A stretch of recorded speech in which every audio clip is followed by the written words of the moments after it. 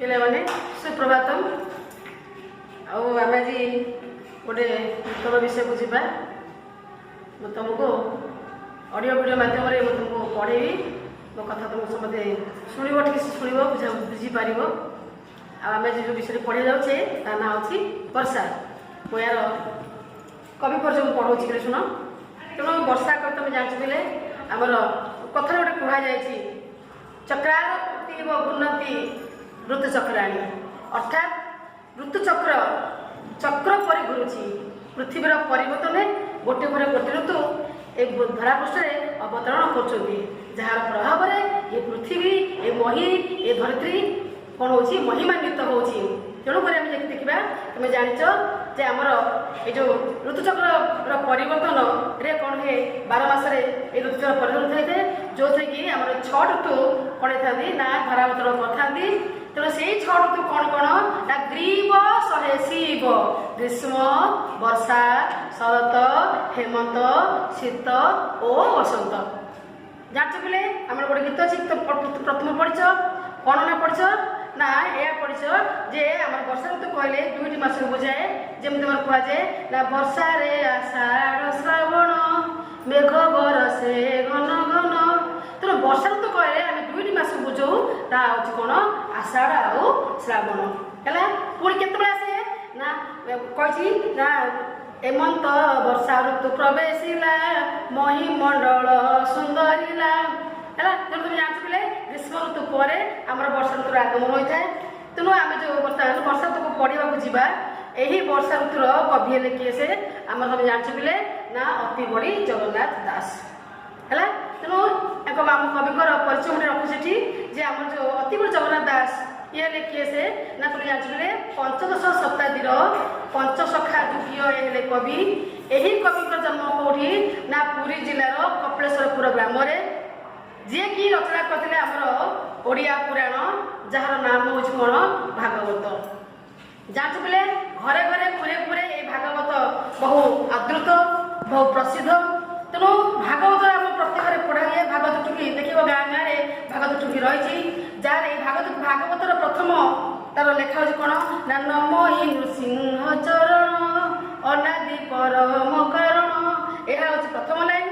ଶେଷ ଲାଇନ୍ କ'ଣ ନା କହଇ ବିପ୍ର ଜଗନ୍ନାଥ ଦଶମ ସ୍କନ୍ଧେ ଭାଗବତ। ତେଣୁ ପ୍ରତ୍ୟେକ ଭାଗବତର ପ୍ରଥମରେ ନୃସିଂହଙ୍କୁ ଆଗ କ'ଣ ହେଇଛି ନା ଜଗନ୍ନାଥ ଦାସ ପ୍ରଣିପାତ କରିକି ଶେଷରେ ନିଜ ନାମକୁ ଭଣିତ କରିଛନ୍ତି ପିଲେ। ତେଣୁ ତାଙ୍କର ଏଇ ଯେଉଁ କବିତା, ଏ ପୁରାଣ ହେଲା ଆମ ଓଡ଼ିଶାର ଆମ ସମଗ୍ର ଭାରତବର୍ଷ କହିଲେ ଚଳେ, ସମଗ୍ର ପୃଥିବୀରେ ମଧ୍ୟ କହିଲେ ଚଳେ।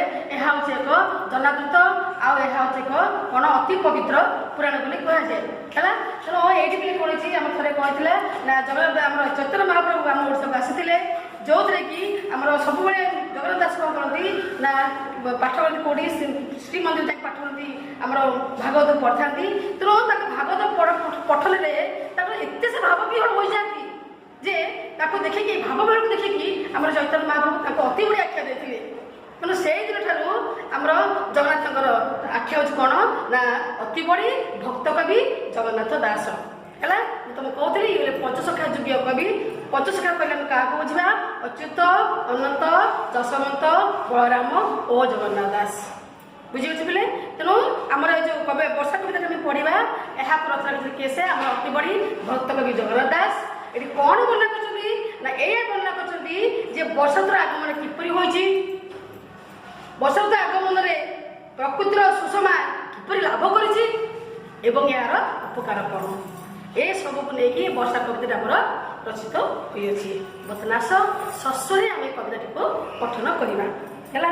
ଏମନ୍ତ ଗ୍ରୀଷ୍ମ କାଳ ଗଲା, ଏମନ୍ତ ଗ୍ରୀଷ୍ମ କାଳ ଗଲା, ବର୍ଷା ଋତୁ ପ୍ରକାଶିଲା, ସକଳ ଋତୁ କରସାର, ଶସ୍ୟ ସମ୍ପଦ ମଞ୍ଚପୁର, ମେଘେ ମିଳିଲେ ଶୂନ୍ୟ ପଥେ, ବିଜୁଳି ଶବଦ ସଙ୍ଗତେ, ମହିମଣ୍ଡଳ ଦୁଃଖ ଚାହିଁ, ଜଳ ଛାଡ଼ିଲା ତୋଷ ହୋଇ, ଘୋର ଶବଦ ମେଘମାଳ, ଗର୍ଜିଣ ବରସନ୍ତି ଜଳ। ହେଲେ ବୁଝିପାରୁଛ ଏତେ ସୁନ୍ଦର ଗୀତ ଇଏ। ତେଣୁ ଏଠି ଆମର ଗ୍ରୀଷ୍ମ ଋତୁର ଅବତରଣ ହୋଇଛି କେତେବେଳେ ନା ଆସଇ ବର୍ଷା କାଳ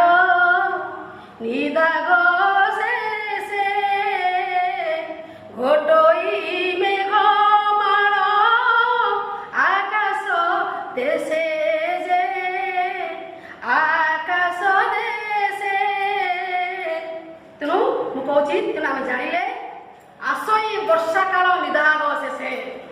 ନିଦାଘ ମାନେ ଗ୍ରୀଷ୍ମ ଋତୁ। ଆମର ଏଇଠି କବି ବନାଉଛନ୍ତି ଏମନ୍ତ ଗ୍ରୀଷ୍ମ କାଳ ଗଲା, ଏମନ୍ତ ଗ୍ରୀଷ୍ମ କାଳ ଗଲା। କେମନ୍ତ ଗ୍ରୀଷ୍ମ କାଳ ଗଲା ଜାଣିଛ ପିଲେ? ଗ୍ରୀଷ୍ମ କାଳେ କଣ ହୁଏ?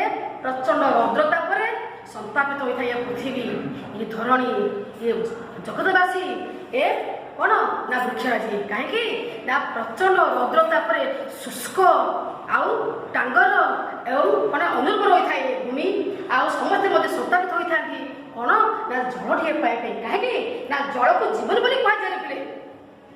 ତେଣୁ ଯେମିତି ତୁଷାର୍ଥ ବ୍ୟକ୍ତି କଣ ହୁଏ ନା ଜଳଟେ ପାଇଲେ ଆନନ୍ଦିତ ହୋଇଥାଏ, ଠିକ୍ ସେଇଭଳି ଭାବରେ ଅଷ୍ଟମାସ ଧରି ତାପିତ ହୋଇଥିବା କୋଉଠି ନା ରୌଦ୍ର ତାପରେ ତାପିତ ହୋଇଥିବା ଏ ପୃଥିବୀ, ଏ ଧରା, ଏ ପ୍ରାୟ ଜଗତ ଯେମିତି ବର୍ଷା ଋତୁର ସାମାନ୍ୟ ଜଳକୁ ପାଇକି ଆନନ୍ଦିତ ଆହ୍ଲାଦିତ ଆଲୋଡ଼ିତ ହୋଇଥାନ୍ତି ପିଲେ। ଏଣୁକରି କହିଲା ନା ଏମନ୍ତ ଗ୍ରୀଷ୍ମ, କେମିତି ଗ୍ରୀଷ୍ମ ଋତୁ କଲା? ତେଣୁ ଏଇଭଳି ଗ୍ରୀଷ୍ମ ଋତୁର ପ୍ରଚଣ୍ଡ ରୌଦ୍ରତା ପରେ ସତାପିତ ଥିବା ଧରଣୀ ହେଲା କଣ ଧରଣୀ ଗ୍ରୀଷ୍ମ ଋତୁର ବିଦାୟ ପରେ ବର୍ଷା ଋତୁର ଆଗମନ ହେଲା। ପୁଣି କେମିତି ବର୍ଷା ଋତୁ ଆସୁଛି? ପୁଣି ମନେ କଲେ ନା ଏହା ହଉଛି କଣ ନା ଏଥିପାଇଁ ନା ସକଳ ଋତୁଙ୍କର ସାର। କାହିଁକି ନା ଶସ୍ୟ ସମ୍ପଦ ମଞ୍ଚପୁର। ସମସ୍ତ ଋତୁଙ୍କର ସାର କହିଲେ ବର୍ଷା ଋତୁ ବୁଝାଏ। ସକଳ ଋତୁଙ୍କର ସାର ହେଲା। ଏଣୁ କଣ କହନ୍ତି ନା ସୁନ୍ଦର କଥା କୁହାଯାଇଛି ନା କଣ ନା ବର୍ଷା କାଳଟେ ମଙ୍ଗଳକାରୀ ପାଳଇ ପରଜାକୁ ବରସି ବାରି ହେ ବରସି ବାରି। ଏଇଥିପାଇଁ କହନ୍ତି ଋତୁକୁ କଣ ଋତୁମାନଙ୍କ ମଧ୍ୟରେ ବର୍ଷା ଋତୁକୁ ସାର। କାହିଁକି ନା ପିଲେ ଏ ଜଗତ ବଞ୍ଚିବାର ଏକମାତ୍ର ଉପାୟ ହେଉଛି ଆଧାର, ଆଉ ସେ ଆଧାରକୁ ଦେଇଥାଏ କିଏ? ସେ ଏଇ ବର୍ଷା ଋତୁ। ତେଣୁ ବର୍ଷା ଋତୁର ଆଗମନ ହେଲେ କଣ ହୁଏ ନା ଶୁଷ୍କ ଟାଙ୍ଗର ମହି କଣ ହୋଇଥାଏ? ଜଳପ୍ରାବିତ ହୋଇଥାଏ, ଆର୍ଦ୍ର ହୋଇଥାଏ। କଷ୍ଟ ଜର୍ଜରିତ ଜୀବନରେ ଜଳଟେ ପାଇ ଜୀବନ ନୂତନ ବୀଜ ସୃଷ୍ଟି ହୋଇଥାଏ। ବୁଝିହଉଛି? ତେଣୁ ଶସ୍ୟ ସମ୍ପଦ ମଞ୍ଚପୁର ବର୍ଷା ଋତୁର ଆଗମନରେ ବର୍ଷା ଜଳ ସର୍ବତ୍ର ଆର୍ଦ୍ରତାରେ କଣ ହୁଏ ନା ଏ ମଞ୍ଚ ପରେ ଏ ମର୍ତ୍ତ୍ୟମଣ୍ଡଳ, ଏ ଧରା, ଏ ମହି କଣ ହୋଇଥାଏ ନା ସବୁଜ ବର୍ଣ୍ଣରେ କଣ ଥାଏ? ପରିବେଶ ହୋଇଥାଏ। ସବୁଠି ଶସ୍ୟ ସମ୍ପଦ ଭରପୁର ହୋଇଥାଏ ହେଲା। ତେଣୁ ଏଇଥିପାଇଁ କି ଏହାକୁ କହନ୍ତି କଣ ସମସ୍ତ ଋତୁଙ୍କର ସାର ବୋଲି ବର୍ଷା ଋତୁ ସେଥିପାଇଁ କୁହାଯାଇଛି ପିଲେ। ପୁଣି କହିଲା କଣ କେମିତି ଆସୁଛି? ପୁଣି ବର୍ଷା ଋତୁର ଆଗମନ କେମିତି ହେଉଛି? ବନା କଲେ ନା ମେଘେ ମିଳିଲେ ଶୂନ୍ୟ ପଥେ ବିଜୁଳି ଶବଦ ସଙ୍ଗତେ। କୁହାଯାଇଛି କଣ ନା କଳା ମେଘି ଶାଢ଼ୀ ପିନ୍ଧି ଗୁରୁ ଥାଇ ଦିଶଇ ଅତି ସୁନ୍ଦର। ତେଣୁ କଳା ମେଘି ଶାଢ଼ୀ ଯେତେବେଳେ ଆମର ଆକାଶ କଣ ହୁଏ ଢାକି ହୋଇଯାଏ, ଆମେ ସେତେବେଳେ ଜାଣୁ ଯେ କଣ ହୁଏ ବର୍ଷା ଋତୁର ଆଗମନ ହୋଇଅଛି। ପୁଣି ବର୍ଷା ଋତୁ କେମିତି ଆସୁଛି? ଏଠି ବର୍ଣ୍ଣନା କଲେ ନା ମେଘେ ମିଳିଲେ ଶୂନ୍ୟ ପଥେ। ଏଠି ଶୂନ୍ୟ ପଥ ମାନେ କଣ? ପବନ ପଥ, ଆକାଶ। ଆକାଶରେ ମେଘ ମାନେ ମିଳୁଥିଲେ।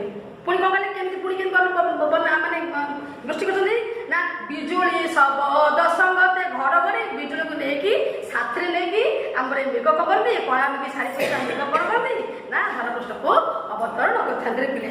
ପୁଣି କହିଲେ କଣ ନା ମହିମଣ୍ଡଳ ଦୁଃଖ ଚାହିଁ। ମହି ମାନେ କଣ? ପୃଥିବୀ, ଏ ଧରିତ୍ରୀ। ମହିମଣ୍ଡଳ ଦୁଃଖ, ମହିମଣ୍ଡଳ ଦୁଃଖ କଣ ଜାଣିଛ ବୋଲି ମୁଁ ତ କହୁଥିଲି। ଅଷ୍ଟମାସ ଧରି କଣ ଥାଏ? ତାପିତ ହୋଇଥିଲା ଏ ପୃଥିବୀ। ଏଇ ଯୋଉ କଷ୍ଟ, ଯୋଉ ଜଳଟେ ପାଇଁକା ଯୋଉ ଜର୍ଜରିତ ଜୀବନ ହେଲା, ସେଥିପାଇଁ କଣ କରୁଥିଲା ନା ଏଇ କଷ୍ଟକୁ ଆଉ ବର୍ଷା ତ ସହି ପାରିଲା ନାହିଁ। କଣ କଲେ ନା ଏ ମହିମଣ୍ଡଳ ଦୁଃଖ ଚାହିଁ ଜଳ ଛାଡ଼ିଲେ ତୋଷ ହୋଇ। ତୋଷ ମାନେ କଣ? ତୋଷ ମାନେ ହଉଛି ସନ୍ତୁଷ୍ଟ। ବର୍ଷା ଋତୁ ଏତେ କରୁଣାମୟ ହେଲା। କଣ କଲେ ନା ମହିମଣ୍ଡଳ ଦୁଃଖକୁ ସହି ନପାରି ସେ କଣ କଲେ କଣ ଜଳଧାରାକୁ ବୃଷ୍ଟିପାତରେ ଏ ଧରାକୁ ବାଧିତ କଲେ ହେଲା। ପୁଣି କହିଲା ନା ଘୋର ଶବଦେ ମେଘ ମାଳେ। ଆସୁନି ଆମର ଆସୁନି କିଏ? ସେ ବର୍ଷା ଋତୁ ଆସୁନି, ଘୋର ଶବଦ କରିକି ଆସୁନି। ଘୋର ଶବଦ ମେଘ ମାଳେ, ମେଘମାଳ ସହିତ ଘୋର ଶବ୍ଦ କରି ଆସୁନି। ପୁଣି ଆସି କହୁଛନ୍ତି ନା ନା ଗର୍ଜିଣ ବର ଶକ୍ତି ଜଳ। ଘୋର ଶବ୍ଦ କରିକି କଣ କରୁଛନ୍ତି ନା ବର୍ଷା ଋତୁ ଧରାପୃଷ୍ଠରେ ଅବପାତ ହେଉଛନ୍ତି। ପିଲେ ଏହା ହେଉଛି ଆମର କଣ ନା ମେଘଙ୍କର ଏହା ହେଉଛି ଆମର କଣ ଧରାପୃଷ୍ଠକୁ ଅବତରଣ କରିବାର ଏହା ହେଉଛି କଣ ବର୍ଣ୍ଣନା। ତେଣୁ ପ୍ରଥମ ଭାଗରେ ବର୍ଷାକୁ ଶ୍ରେଷ୍ଠ କହିବା ସହିତ କିପରି ଭାବରେ ଅବଦାନ କରିଛି ଧରାପୃଷ୍ଠକୁ ତାର ଏଠି ବର୍ଣ୍ଣନା କରାଯାଇଛି। ଏତିକି ପିଲେ ବୁଝିଲ, ଏତିକି ମୁଁ ରଖୁଛି।